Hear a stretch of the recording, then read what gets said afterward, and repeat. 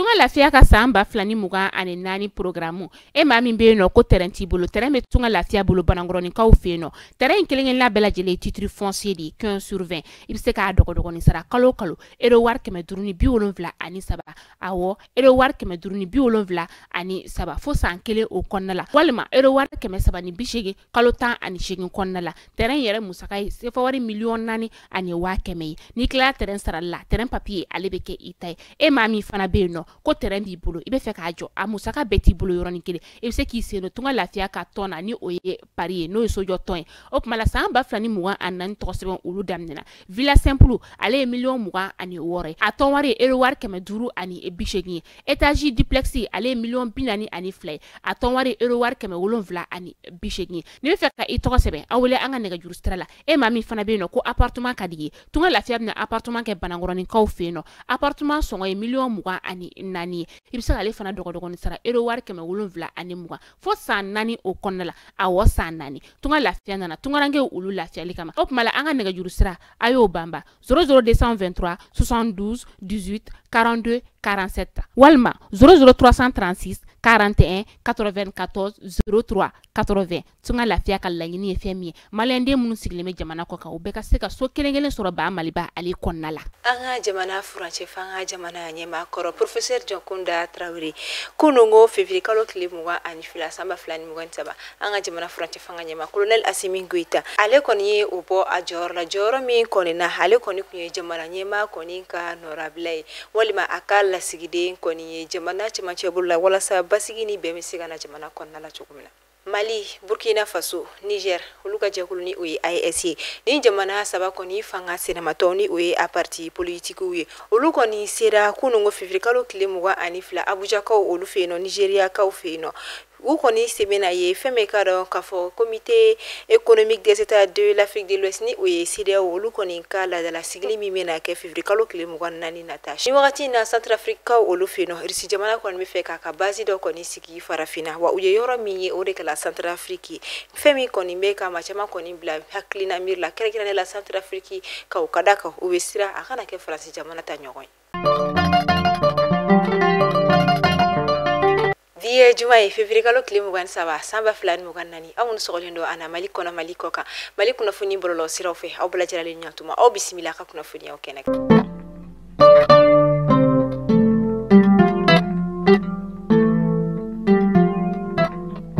inafanya fawena bakuruba kuna fudina tugo ya mina anga jamana furache fanga nyama koroni uye professeur Jonkunda Traoré kasangani femie jouer kalo temene ni jamana nyema Ibrahim Bakar Keita ale koni kunye ale nomi ka ale koni ke jamana nyema koni ka nonabla koni jamana tima champo la be ani baski koni sinsili la tugo ya mina kasangani kunungo février kalo clé muga ani flay anga jamana nyema colonel Assimi Goïta ale koni o joyoro mina professeur Jonkunda Traoré koni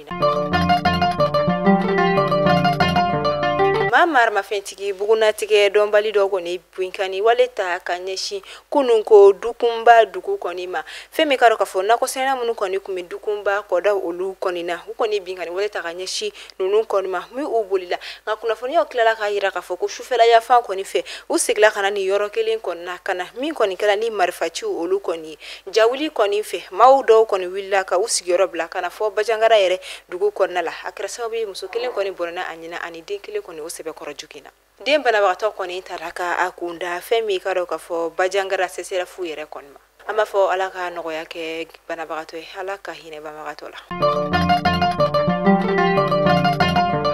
ni wakati na ga sesera fu nyama koni kama na ganendo kosobe min kara sabu koni wele bla kuna funi dilawma min kara février kalo klimu ga anikele temeni kaseka nyefolike uye de ko mini gelea min koni be uka o gelea do betali ke femi karo kafo dogotoro so koni na dogotoro ma labolike kosobe fukata se nyege ko de kuma ani ona nyogona chamo ukoni ni la wele inke wala sa kaseka kuma femi karo kafo duku yere koni sigima ofe wala sa ubiseka ujuko koni do be noka olufale chuko bina wala sa baro ke chuko biseka no ya uni nyonche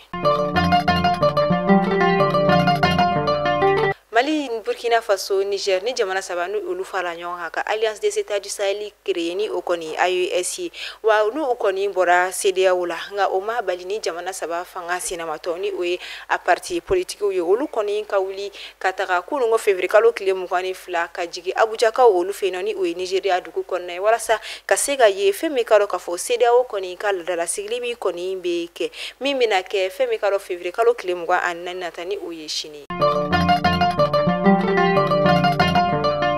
ni wakati na Rusi jamana kɔni ala ɲini k'a ka base dɔ kɔni sigi farafina dugu kɔnɔna kan o de kama huɲɛ kɔni jɔra dugu mina walima jamana mina o de kɛra Centrafrique dugu kɔnɔna la u y'a la ɲini k'u kɔni mina u ka base sigi base min kɔnɔna sɔrɔsi batan bɔɲanko bɛna se ka jigi base min kɔnɔna la nka o wakati kelen na o kɔni kɛra kamanagan ko ani miiri ko kɔni ye fɛn min ka dɔ ka fɔ Centrafricain caman fo ka taa se farafin caman kɔni ma ka d'a kan maaw kɔni bɛ siran min ɲɛ a kana kɛ Faransi ta ɲɔgɔnna ye ni a kɔnɔna k'a bɛ u dɛmɛ a kɔni ka kɛ jɛlenya kɔni olu sira kan ni Rusi kɔni y'a ka base sigi Centrafrique dugu kɔnɔna la n'a ma ɲɛ kɔni ko Rusi bɛna a ka base sigi Centrafrique dugu kɔnɔna la a kɔni na Centrafrique tentigi dɔw kɔni former ni o ye ka formation militaire kɔni kɛ o kunna wa o kɔfɛ base kɔni mana na a ka kɛ sababu ye walasa ka se ka nafaw kɔni di olu bɛɛ lajɛlen ma a kana kɛ dekun ye fan si fɛ ka d'a kan u bɛ siran a kana kɛ Faransi ta ɲɔgɔnna ye i k'i bolo fosi ka bɔ dɔ bolo ka taa di o ɲɔgɔnna wɛrɛ ma u bɛ siran o dekun kɔni ye min kama o kɔni ye laɲini caman sigi sen kan ani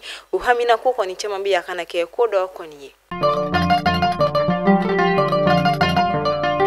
min n'ale tɔgɔ bɛ maliyɛn den bɛɛ da an bɛ don min na i n'a fɔ bi o de ye Tezuleka ye Tezuleka a nana don maliyɛn denw ka te nimisi wasa ale kama koyi o kuma la kunkolodimi banbali bɛ e mɔgɔ min na farikolo bɛɛ dimi bɛ e mɔgɔ min na farikolo kɔni ale mago bɛ ni na lafiya ani ni la wasa de la Tezuleka de bɛ se ka o k'i ye Tezuleka maliyɛn denw ni lafiya yɔrɔ de don koyi Tezuleka a san i ka galon bɔnda i ka se k'a dɔn ka fɔ ko Tezuleka ale kɔni te tɔw olu ti kelen k'a fɔ ko n ye n ka te san n ye premier wuli ka deuxième wuli ko n ka deuxième k'ale ɲɛ jɛra o tɛ Tezuleka ye dɛ Tezuleka premier n'a deuxième bɛɛ lajɛlen ɲɛ de ye kelen f'i bɛ tila ka i yɛrɛ sɔsɔ a la tuguni n'o y'a sɔrɔ ko premier de tɛ deuxième ye e mɔgɔ bɛ a camion fa santa la sa Ibɛrɛmu Ɲagadu ale ka nɛgɛjuru sira kongo a taara i kɔngɔn fa la ni ka n'a to suguba o kɔnɔna la nɛgɛjuru sira 70 06 06 61 walima 65 65 65 97 walima tuguni 72 08 19 91 Tezuleka tew ka lagari Tezuleka tew ka mandi o kuma sansa i ka galonbɔne da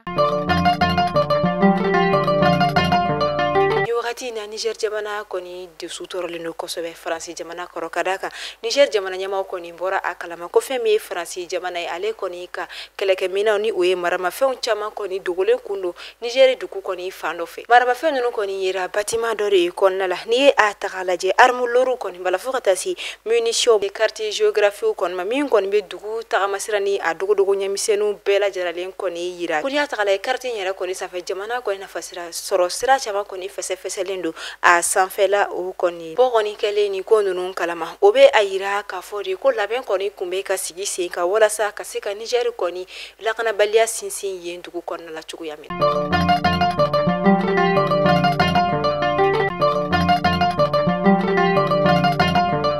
Festival Nayarki min bɛ kɛ san o san Sikasokaw olu fɛ yen nɔ ɲina o ta ko durunan baaraw kɔni daminɛla février kalo tile 21 tɛmɛnen an bɛ taa korokaw fɛ yen nɔ ni wagati in na koro lakɔlimɛtiriw kɔni ye baarabila dɔ kɔni boloda min daminɛla u fɛ kunungo jeudi février kalo tile 22 min bɛna kɛ heure 48 kɔnɔna la u ka nin baarabila kun tɛ dɔwɛrɛ ye ko fɔ ka fɛn min ka dɔ ka fɔ académie d'enseignement ni o ye kapu dɔ ye ka o kɔni dayɛlɛ ka dɔ cercle yɛrɛ kɔnɔna la